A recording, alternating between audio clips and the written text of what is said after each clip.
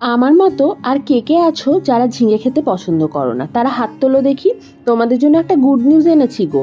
আজকের good news হচ্ছে যে ঝিঙের একটা দুর্দান্ত রেসিপি এনেছি তোমাদের জন্য। এই রেসিপিটা খাওয়ার পর যারা ঝিঙে পছন্দ করে না তারাও ঝিঙে ভালোবাসবে। আর যারা ভালোবাসো তাদের তো কোনো কথাই নেই, তাদের এমনিই পছন্দ হবে। তাহলে চলো আর কথা বাড়িয়ে সময় নষ্ট করে লাভ কি, দুর্দান্ত এই ঝিঙের রেসিপিটা ঝটপট দেখে নিই। প্রথমেই দেখতে পেলে যে সর্ষের তেল গরম করে তার মধ্যে কয়েকটা বড়ি ভালো করে লাল লাল করে ভেজে তুলে রাখলাম। তারপর কড়াইয়ে যে সর্ষের তেল ছিল তার সাথে দিয়ে দিলাম আরও খানিকটা সর্ষের তেল, আর ফোড়নে দিয়ে দিলাম কালো জিরে আর কাঁচা লঙ্কা। তারপর ডুমো ডুমো করে কাটা ঝিঙেগুলো দিয়ে খানিকক্ষণ একটু নাড়াচাড়া করে নিলাম। তারপর এর মধ্যে দিয়ে দিলাম সামান্য একটু নুন দিলে ঝিঙেগুলো একটু তাড়াতাড়ি সেদ্ধ হয়ে যাবে।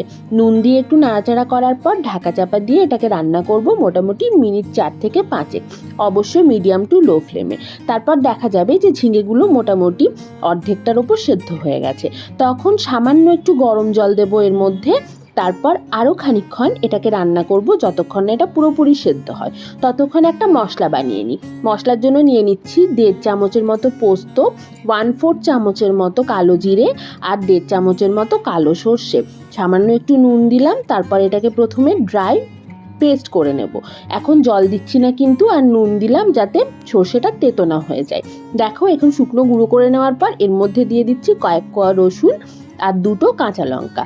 সামান্য একটু জল দিয়ে এটার একটা মসৃণ পেস্ট তৈরি করে রাখবো। না, এখানেই কাজ শেষ নয়। এরপর এই মশলাটাকে একটু একটা ছাঁকনির মধ্যে নিয়ে ছেঁকে নিতে হবে, কারণ এই পুরো মশলাটা আমরা ব্যবহার করব না, শুধুমাত্র এই মশলা ছাঁকা থেকে যে জলটা বেরোবে, মানে যে গ্রেভিটা বেরোবে সেটাই আমরা ব্যবহার করব। মিক্সির বাটি ধুয়ে একটু জল দিয়ে ভালো করে মশলাটাকে ছেঁকে নিলাম। এই যে দেখো ওপরের যে অংশটা এটাকে কিন্তু ফেলে দেব, আর নিচের যে অংশটা এটা আমরা ব্যবহার করব। এদিকে ঝিঙেগুলো ততক্ষণে সেদ্ধ হয়ে গেছে।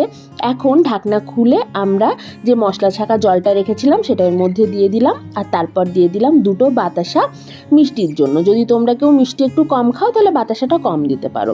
তারপর এর মধ্যে দিয়ে দিলাম 1 বাটি দুধ। ছোটো বাটির 1 বাটি দুধ দিয়েছি, দুধটা কিন্তু ম্যান্ডেটারি দিতেই হবে। ভালো করে যখন ফুটে উঠবে তখন আগের থেকে ভেজে রাখা বড়িগুলো দিয়ে আরও বেশ খানিকক্ষণ ভালো করে ফুটিয়ে নিলেই আমাদের আজকের ঝিঙের তরকারি একদম রেডি। গরম গরম ভাতে এই ঝিঙের রেসিপিটা একবার খেয়ে দেখো, আর তারপর আমাকে জানিও যে কেমন লাগলো। আমি শিওর যে এটা তোমাদের ভালো লাগতে বাধ্য, কারণ এই রেসিপিটা এতটাই ভালো খেতে হয় যে ভালো না লেগে কোনো উপায় নেই। আশা করি তোমাদের ভালো লাগবে, আর ভালো লাগলে অবশ্যই পাশে থেকো। ফিরে আসবো আবার অন্য কোনো রেসিপি নিয়ে।